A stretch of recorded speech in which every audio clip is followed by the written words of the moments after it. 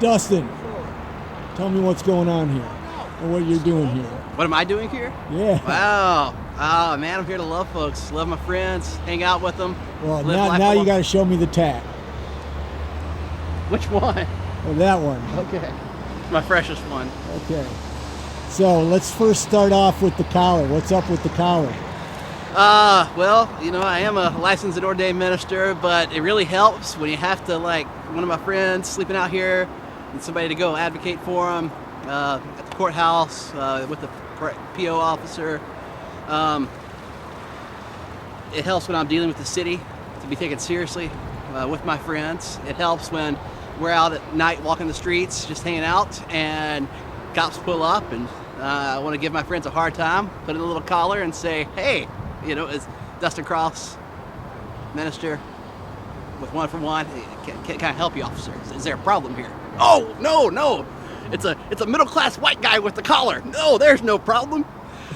Okay, now tell me about Nickelsville. I mean, you actually lived here for 30 days. I can't tell you how much I respect you for that. Nickelsville was the community set up for up to 1,000 people is the goal.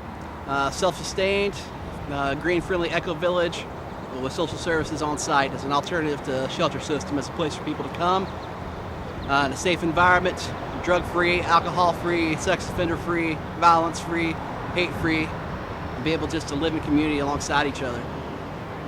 How many times have they had to move? I mean, the city, oh, wow. It's named after the mayor, who's Nichols, and he's never been here. He keeps on moving here, from what I'm told. Let's see, 1, 2, 3, 4, 5, 6, 7, I think 8 or 9.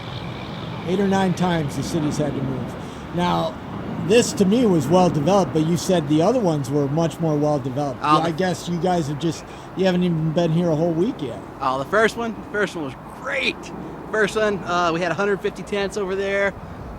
Within 30 hours, we built 15 wooden structures.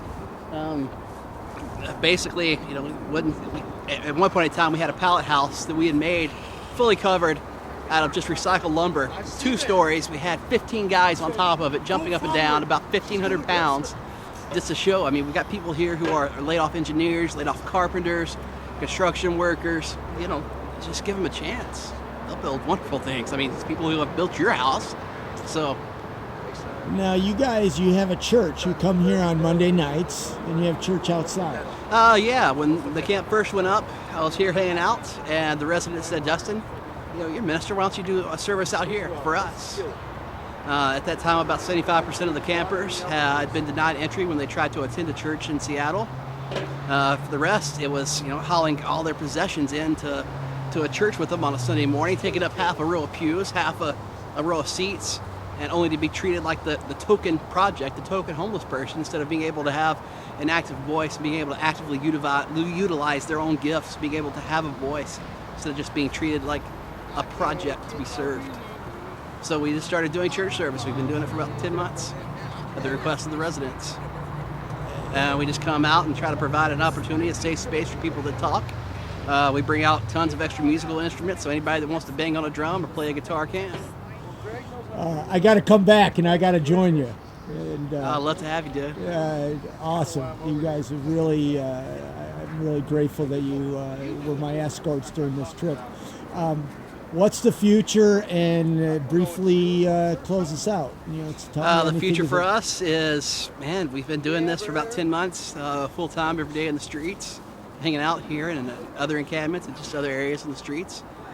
From that, we started a nonprofit to be able to greater serve our friends that sleep outside, called One for One, www.joinoneforone.org.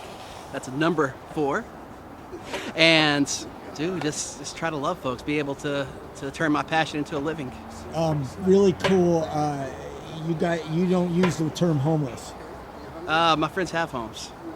That's their home. Home is where you hang your hat. Home is where you live at. My friends have homes. They may be a little roof challenged. They may be sleep outdoors. They may be non-housed, but they have homes. They have community. What would you say to somebody that's watching this that wants to help the homeless in their community? According to my friends, their biggest need is to be heard, to be loved, to be listened to to not be a homeless person, but to just be a person to someone. Where's that at? So we try to make that happen. Thank you very much for talking. I think you did. I heard you when you Take got care. here.